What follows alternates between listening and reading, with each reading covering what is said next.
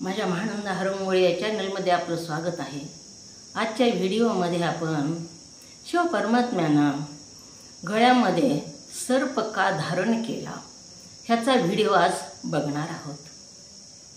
शिवाने जो सर्प धारण केला त्याचं नाव वासुकी असं आहे। हा वासुकी जी नाग होता त्याच्या पत्नीचं नाव शतशीर्षा। ही शतशीर्षा जी होती ती महान अशी शिवभक्त होती।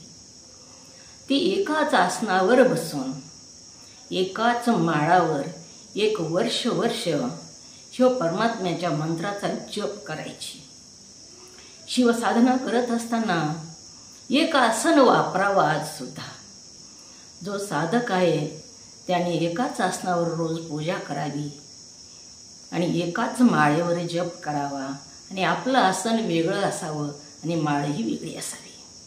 अशाच प्रमाणे ह्या शतशीर्षा जी होती वासुकीची पत्नी तिनं बरेच काळ तपश्चर्या केलेली होती आणि तपश्चर्या करून शिव परमात्म्याला प्रसन्न करून घेतलं आणि शिव परमात्म्याला वर मागितला।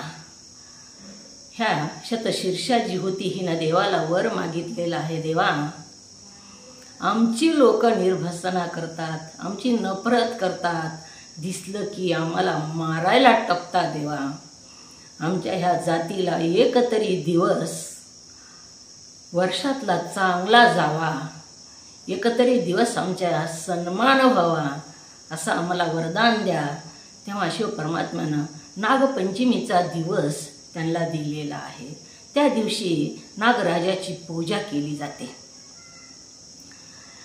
ही शतशीर्षा तपस्विनी होती आणि जेव्हा समुद्र मंथन करायचं ठरलं आणि समुद्र मंथन करताना मंदराचलाची रवी केली आणि वासुकी सर्पाची दोरी केलेली आहे।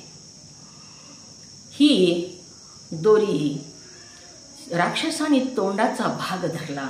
विनाशकाळ विपरीत बुद्धी असल्यासारखं तोंडाकडचा भाग आम्ही धरणार, आम्ही तुमच्यापेक्षा कमी नाही, तुम्ही शेपटीचा भाग धरायचा असं म्हणून देवांना शेपटीचा भाग दिला आणि समुद्र मंथन सुरू झालं।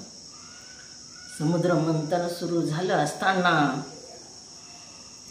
त्या वासुकीचं शरीर रगडू लागलं आणि त्याच्या तोंडातून विष बाहेर येऊ लागलं आणि राक्षस चळू लागले। देवाने शेपटी धरलेली होती, राक्षसांना तो त्रास होऊ लागला आणि त्या वासुकीचं सुद्धा शरीर रगडू लागलं, त्याला अत्यंत त्रास होऊ लागलेला आहे।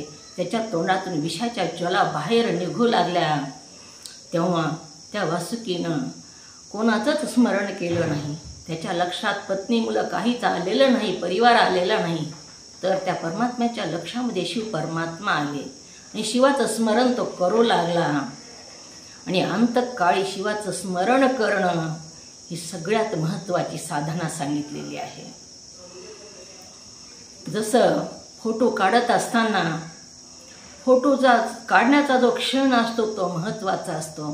किती जरी मेकअप केलं आणि फोटो काढायच्या टायमाला डोळे झाकले तर जोपर्यंत फोटो अस्तित्वात आहे तोपर्यंत डोळे झाकलेलेच राहतात। तसंच अंतकाळीचा क्षण महत्त्वाचा असतो आणि अंतकाळी ह्या वासुकीनं शिव परमात्म्याचं स्मरण करू लागला। शिव परमात्म्याचं स्मरण करण्यामुळे शिव प्रसन्न झाले आणि त्या वासुकीला म्हणाले, अंतकाळ तुझा माझ्या चरणावर विलीन व्हावा, मी कंठामध्ये धारण करतो। हे वरदान जे आहे, जोपर्यंत मी शिव तत्व आहे तोपर्यंत तू जिवंत राहशील। आणि या वासुकी सर्पाला अमरतेचं वरदान प्राप्त झालं, कारण शिव तत्व हे अमर आहे आणि शिवाच्या गळ्यामध्ये हा वासुकी सुद्धा अमर झालेला आहे। अशा प्रकारे परमात्म्यानं या वासुकी नागाचं धारण केलं।